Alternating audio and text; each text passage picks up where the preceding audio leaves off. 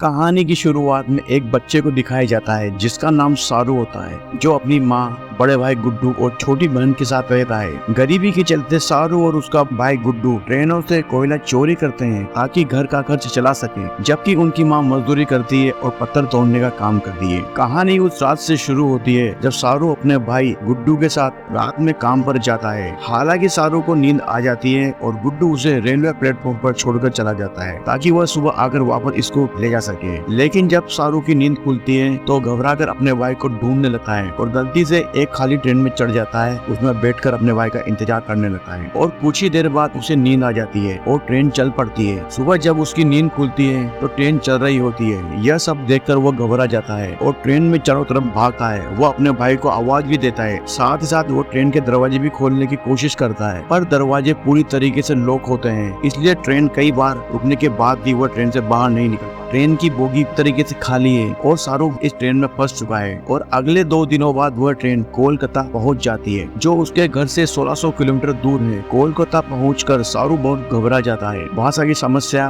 नए शहर के कारण उसे किसी से मदद भी नहीं मिलती। वह प्लेटफॉर्म पर सो रहे बच्चों के साथ सो जाता है, लेकिन आधी रात को जब कुछ लोग उन बच्चों को किडनैप करने की कोशिश करते हैं तो सारू वहाँ से भाग जाता है। वह एक मंदिर में छिपकर अपनी जान बचाता है और मंदिर का प्रसाद खाकर सो जाता है। अगले दिन वो कोलकाता की सड़कों पर भटकता है और दिन रात सड़कों पर सोता है। इसी दौरान उसकी मुलाकात एक महिला नूर से होती है, जो उसकी कहानी सुनकर उसे अपने घर ले जाती है। नूर सारू का ख्याल रखती है, उसे खाना खिलाती है, कपड़े देती है। लेकिन जब अगले दिन एक आदमी नूर से मिलने आता है तो सारू को दाल में कुछ काला लगता है। सारू को नूर पर शक हो जाता है और वो वहाँ से भाग जाता है। वहाँ से भागने के बाद अब सारू हावड़ा ब्रिज के नीचे रहने लगता है। वहाँ जाकर खाने के लिए लोगों से भीख मांगता है। 2 महीने इसी तरीके से गुजर जाते हैं। एक दिन उसकी मुलाकात एक लड़के से होती है जिसे वो अपनी पूरी कहानी बताता है। यह लड़का उसे पुलिस स्टेशन ले जाता है, लेकिन पुलिस के पूछने पर सारू अपने गांव के नाम के अलावा कुछ नहीं बता पाता। उसका गांव गणेश तलाई है, लेकिन पुलिस के लिए यह नाम काफी नहीं होता। पुलिस उसकी तस्वीर खींचकर अखबार में उसकी गुमशुदगी की सूचना भी देती है और फिर उसे एक अनाथालय भेज दिया जाता है। अनाथालय में कुछ समय बिताने के बाद एक महिला सारू से मिलने आती है। वो उसे बताती है कि एक ऑस्ट्रेलियन दंपति ने उसे गोद ले लिया है। सारू को बेसिक इंग्लिश सिखाई जाती है। फिर वह ऑस्ट्रेलिया चला जाता है, जहाँ उसकी मुलाकात उसके नए माता पिता सू और जॉन से होती है। धीरे धीरे सारू अपने नए परिवार के साथ घुल मिल जाता है। 1 साल के बाद यह परिवार एक बच्चे को और अडॉप्ट करता है जिसका नाम मंतोष होता है। हालांकि मंतोष की मानसिक स्थिति ठीक नहीं होती, जिससे वह सबसे दूर रहता है। कहानी में आगे 20 साल का समय बताया जाता है। अब सारू और मंतोष दोनों बड़े हो चुके हैं। मंतोष अपनी मानसिक स्थिति की वजह से लोगों से कटा हुआ रहता है, जबकि सारू मेलबर्न में होटल मैनेजमेंट की पढ़ाई के लिए जाता है। वहीं उसकी मुलाकात दूसरी नाम की लड़की से होती है और दोनों एक दूसरे के प्यार में पड़ जाते हैं। एक पार्टी के दौरान जब सारू अपनी कहानी अपने दोस्तों को सुनाता है तो उसका एक दोस्त उसे गूगल अर्थ के बारे में बताता है, जो उसके खोए हुए गाँव को खोजने में मदद कर सकता है। सारू गूगल अर्थ का उपयोग करके अपने गाँव को खोजने की कोशिश करता है। उसे बस इतना याद है कि उसका गाँव का नाम गणेश तलाई है और जिस स्टेशन पर गुड्डू ने उसे छोड़ा था वहाँ एक बड़ी पानी की टंकी थी। वह कोलकाता जाने वाली सभी ट्रेनों के रूट को पता लगाता है और एक रेडियस बनाता है, जिसके आधार पर वो अपने गांव की तलाश शुरू कर सके। सारू अपने ऑस्ट्रेलियन माता पिता से बातचीत भी कम कर देता है और दिन रात केवल अपने घर को खोजने में लगा रहता है। उसकी इस स्थिति को देखकर उसके पिता जॉन उससे मिलने आते हैं और बताते हैं कि उसकी माँ की तबीयत खराब है। वह सारू के बारे में चिंतित है, खासकर तब से जब से उसने नौकरी छोड़ दी है। जॉन की बातों के बाद सारू अपनी माँ से मिलने जाता है और निराशा व्यक्त करता है। वह उनसे कहता है कि वो कभी भी एक बच्चा पैदा नहीं कर सकती थी, इसलिए उन्हें सारू और मंतोष को गोद लेना पड़ा, लेकिन आज वही बच्चे उन्हें दुख दे रहे हैं। इस बात पर उसकी माँ उसे बताती कि वो हमेशा से एक माँ बन सकती थी, लेकिन उसने जानबूझकर उन बच्चों को गोद लिया जो अनाथ और कठिन परिस्थितियों में थे, ताकि वह उन बच्चों की मदद कर सके और उन्हें एक बेहतर जीवन दे सके।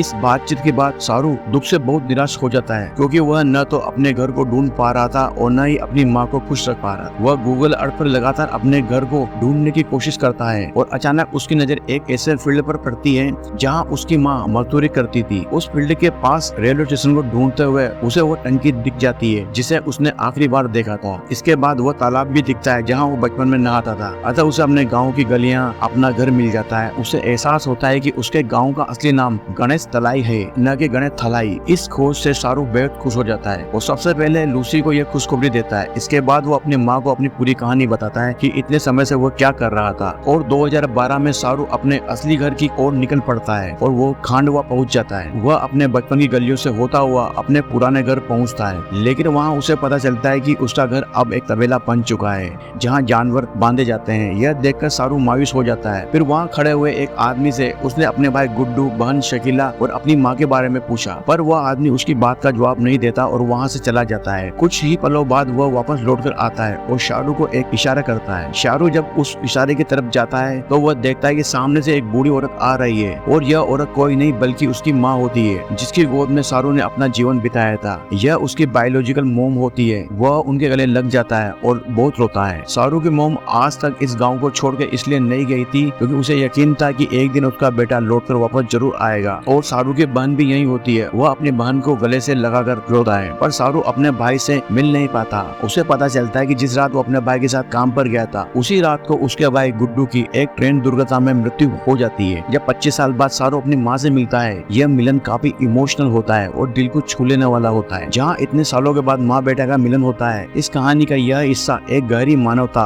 और धैर्य का पार्ट है, जो दिखाता है कि अगर दिल में उम्मीद हो तो इंसान अपनी जड़ों को कभी नहीं भूलता और एक न एक दिन वो अपने घर लौट ही आता। शाहरुख अपने ऑस्ट्रेलियन माता पिता को कॉल करता है और उन्हें बताता है कि उसके असली माँ बाप उसे मिल गए हैं। लेकिन भले ही उसने अपने असली परिवार को खोज लिया हो, पर उनके मन में उनके प्रति भावनाओं में कोई बदलाव नहीं आएगा। वे हमेशा उसके लिए वही रहेंगे जो पहले थे, उसके सच्चे माता पिता। यह बात उसकी गहरी भावनाओं और उनके एक अटूट रिश्ते को दर्शाते हैं। शाहरुख की यात्रा एक महत्वपूर्ण मोड़ पर तब आती है जब उसे पता चलता है कि उसका असली नाम शाहरुख नहीं, शेरू है। इसका मतलब होता है लायन। फिल्म के अंत में वास्तविक फुटेज देखने को मिलती है जिसमें शाहरुख के ऑस्ट्रेलियन माता पिता जॉन और सू और उनकी भारतीय माँ के बीच एक भावुक मुलाकात होती है। यह सीन इस बात का प्रतीक है कि दोनों माँ बाप जिन्होंने शाहरुख को इतना प्यार दिया, पाल पोस कर बड़ा किया, एक दूसरे को समझते हैं और गहरे मानवीय संबंध से बंधे हुए हैं। जॉन और सू की भूमिका इस पूरी कहानी में एक असली नायक है। उन्होंने अपने बच्चे पैदा करने के बजाय उन बच्चों को गोद लेने का निर्णय लिया जिनके पास कोई परिवार नहीं था, ताकि वह उन्हें एक अच्छा जीवन दे सके। अगर हर व्यक्ति इसी तरीके से सोचने लगे तो यह दुनिया वास्तव में एक स्वर्ग बन सकती है। प्यार, दया, मानवता के माध्यम से किसी की भी जिंदगी को कैसे बदला जा सकता है। शाहरुख की यात्रा एक प्रेरणादायक कहानी है और यह साबित करती है कि असली रिश्ते खून से नहीं बल्कि दिल से बनते हैं, और यह कहानी यहीं खत्म हो जाती है। दोस्तों, आपको अगर हमारी ये कहानी अच्छी लगी हो तो प्लीज हमारे चैनल को लाइक करके सब्सक्राइब जरूर करें। धन्यवाद।